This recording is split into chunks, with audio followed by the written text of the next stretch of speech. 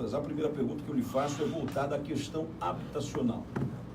Devido ao combinado com a sua assessoria, são assuntos pertinentes levantados aqui no programa Clube Repórter.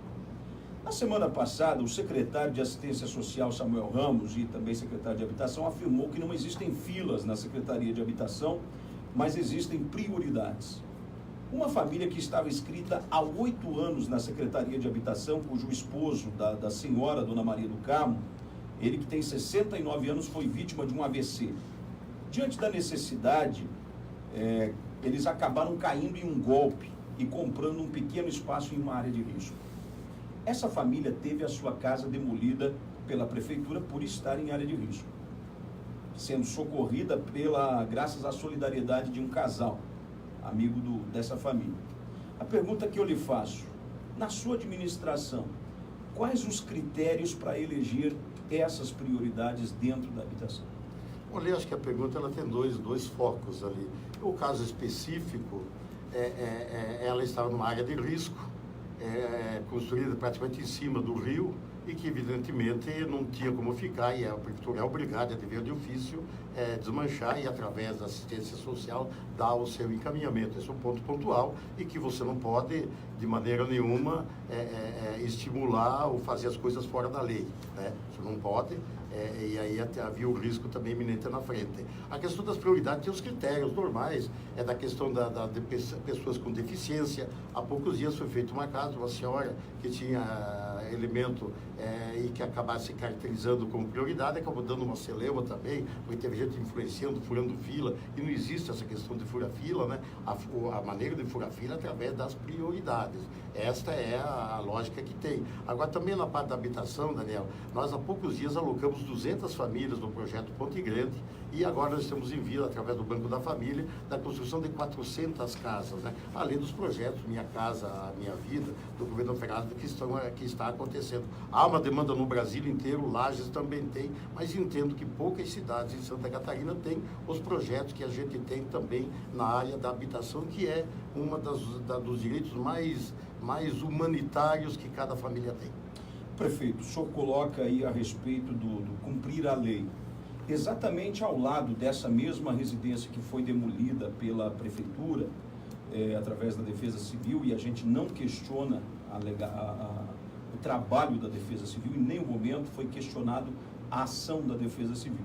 Mas exatamente no mesmo terreno, praticamente, como foi um golpe que quem vendeu aplicou, o que a gente detectou? E eu embarquei junto com a Defesa Civil na viatura deles e acompanhei o trabalho em loco.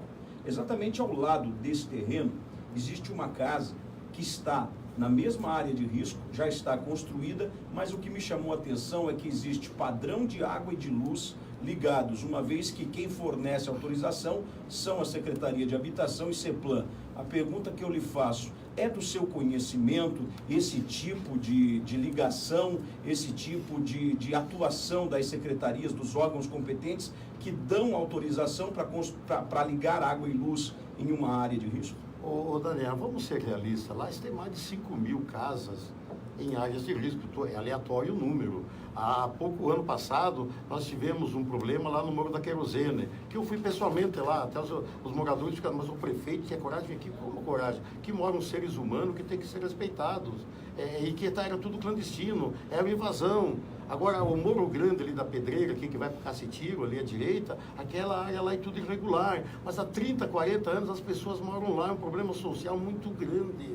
É um problema social muito grande que a gente tem que conviver com a realidade, com a lei e também com a questão humanitária dessas pessoas. É um problema seríssimo que lá a gente tem andado. Então, não dá para você... A questão do golpe, aí também a prefeitura não vai arcar com alguém que foi infeliz numa negociação, comprar um bilhete premiado ou comprar um terreno dentro do rio. Prefeito, aí a prefeitura não tem a ver. Mas nós temos... Repito a pergunta, por gentileza. A questão da ligação de luz e água, padrão de luz e água legalizado em área de risco. Mas o Daniel tem muito mais de 1.000 residências em Lages. Você vai lá com alicate cortar aquilo lá tudo? Eu não vou. Mas foi a não ser que seja obrigado pela... Mas foi dada autorização pelo município. Mas ao longo de muitos anos, não é de agora. 3 anos, prefeito.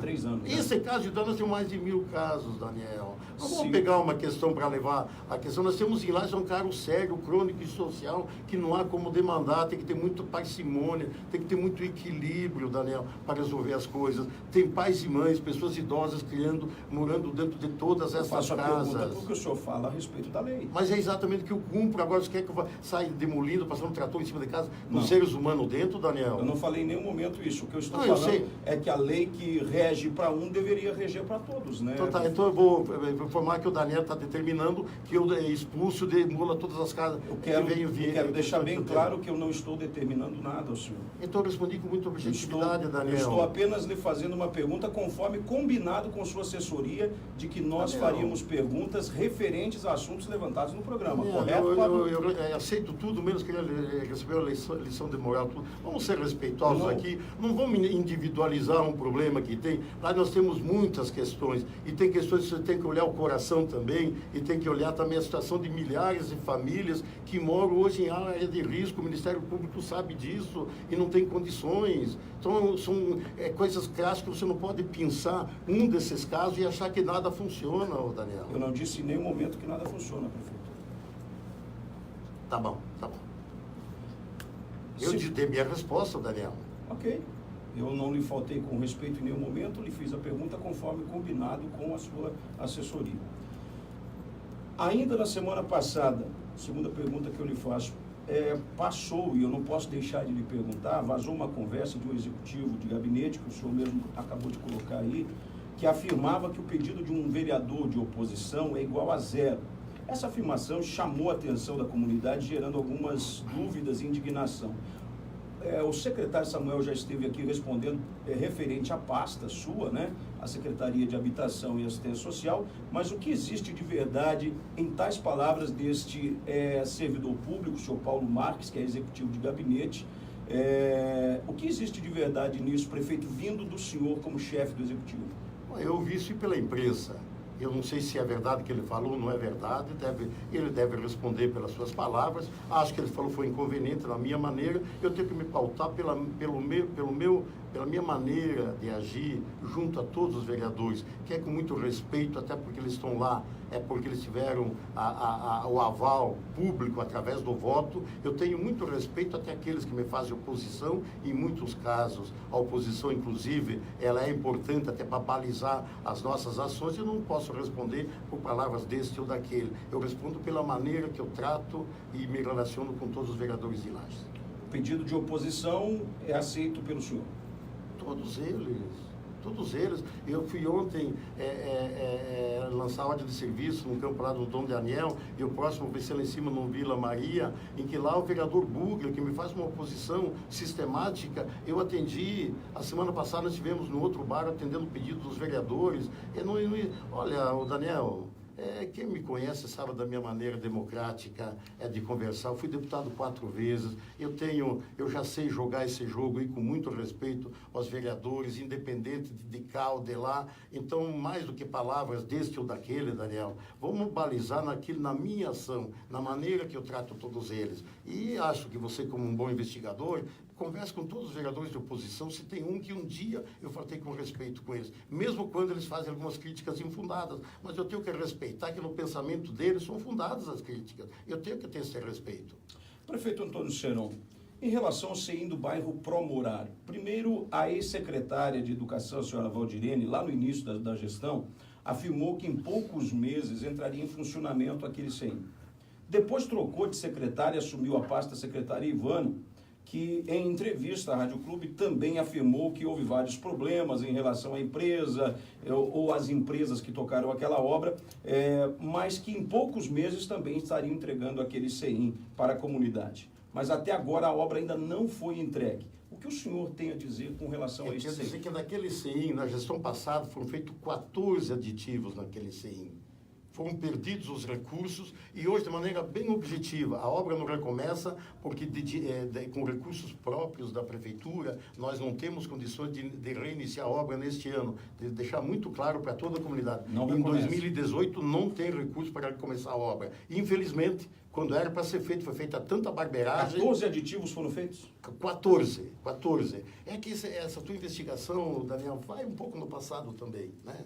Faz um esforçozinho. Prefeito, com todo respeito, mas o senhor se refere à questão do jornalismo investigativo. Que você se rotula assim, é respeitoso. Não me rotulo, eu estudo para isso. Eu faço faculdade de perícia forense e investigação criminal.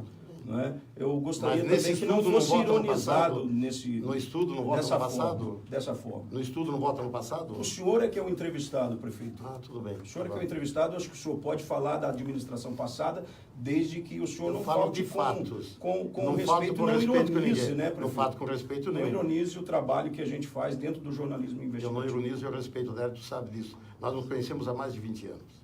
Ok, com certeza, e eu tenho profunda admiração pela sua pessoa. São 9h50, nós estamos com o break das 9h45 aí para fazer, nós vamos ao intervalo e nós já voltamos com você.